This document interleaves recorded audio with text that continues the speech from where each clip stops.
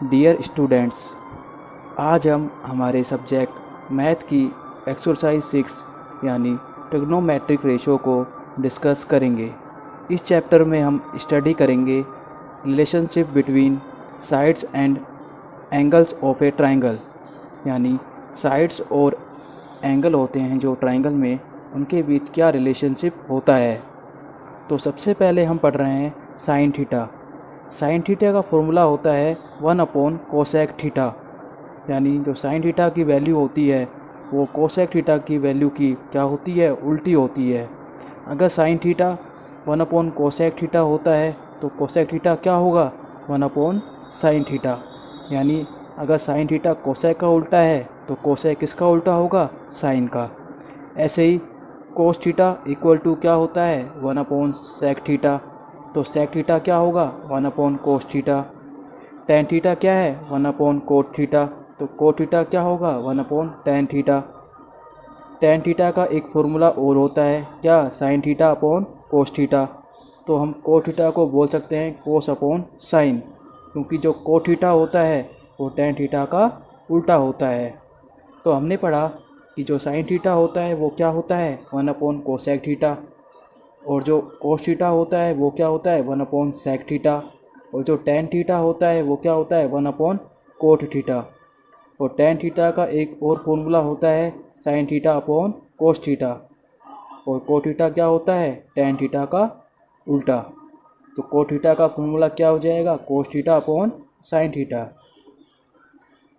तो ये trigonometric ratio में आपस में क्या होता है, रिलेशनशिप होता है। नेक्स्ट फॉर्मूला है sign square theta plus cos square theta की वैल्यू क्या होती है, 1 होती है।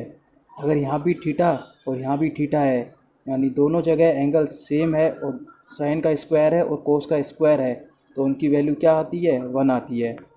अगर इस फॉर्मूले से हमें साइन स्क्वायर थीटा की वैल्यू फाइंड आउट करनी है तो ये कोस स्क्वायर थीटा इस तरफ आ जाएगा तो माइनस का हो जाएगा। अगर हमें कोस स्क्वायर थीटा की वैल्यू फाइंड आउट करनी है तो साइन स्क्वायर थीटा इस तरफ आ जाएगा, तो cos square theta equal to 1 minus sine square theta हमारे पास आ जाएगा। नेक्स्ट होता है sec square theta minus tan square theta equal to 1। अगर हमें सेक स्क्वायर थीटा की वैल्यू फाइंड आउट करनी है तो टेन स्क्वायर थीटा इस तरफ आ जाएगा और प्लस का हो जाएगा। अगर हमें टेन स्क्वायर थीटा की वैल्यू फाइंड आउट करनी है तो 1 इस तरफ आ जाएगा, तो टेन स्क्वायर थीटा का फॉर्मूला आ जाएगा sec square theta minus 1। Next होता है cosec square theta minus cot square theta. अगर हमें कोसेक स्क्वायर थीटा की वैल्यू फाइंड आउट करनी है तो कोट स्क्वायर थीटा इस तरफ आ जाएगा और प्लस का हो जाएगा, इसका हो जाएगा प्लस का।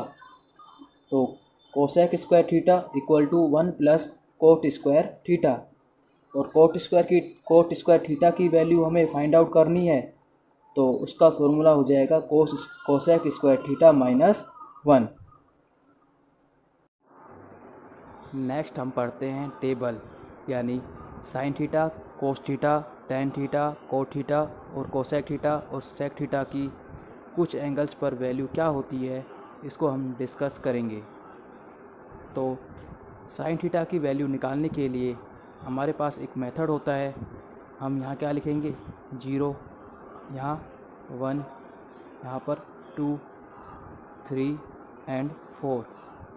तो हमने इसको नंबरिंग दे दी 0, 1, 2, 3 एंड 4, और इसको हमने 4 से क्या कर दिया, डिवाइड कर दिया।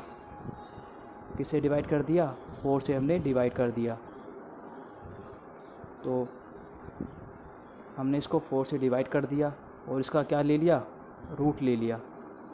क्या ले लिया, रूट।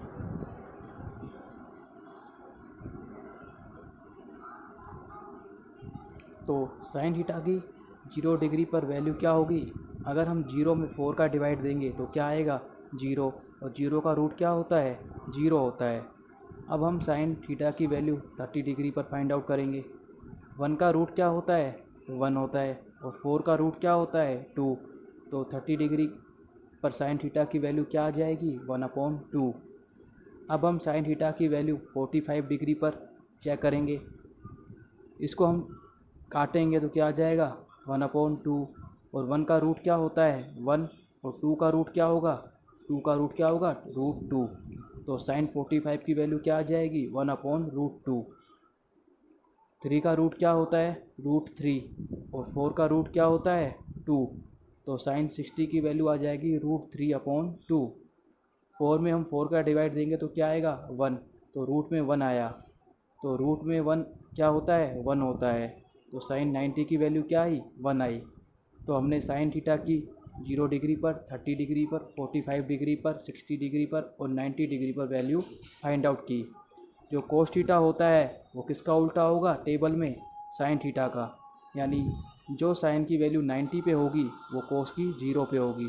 तो हम इसको उल्टा लिख देते हैं। तो पहले क्या लिखा, 1, फिर √3/2, फिर 1/√2, फिर 1/2 और फिर 0। तो कोस 0 की वैल्यू होगी 1, 30 की वैल्यू होगी √3/2, 45 की वैल्यू होगी 1/√2, 60 की वैल्यू होगी 1/2 और 90 की वैल्यू क्या होगी, 0 होगी। अब हम निकालेंगे टेन थीटा की वैल्यू। हमने टेन थीटा का फॉर्मूला पढ़ा था sine theta upon cos theta. अगर हमें टेन 30 की वैल्यू 0 की वैल्यू निकालनी है तो हम क्या करेंगे, साइन 0 अपॉन कोस 0। तो साइन 0 की वैल्यू क्या है 0 पे, 0, और कोस 0 की वैल्यू क्या है 1। तो 0/1 क्या होता है, 0।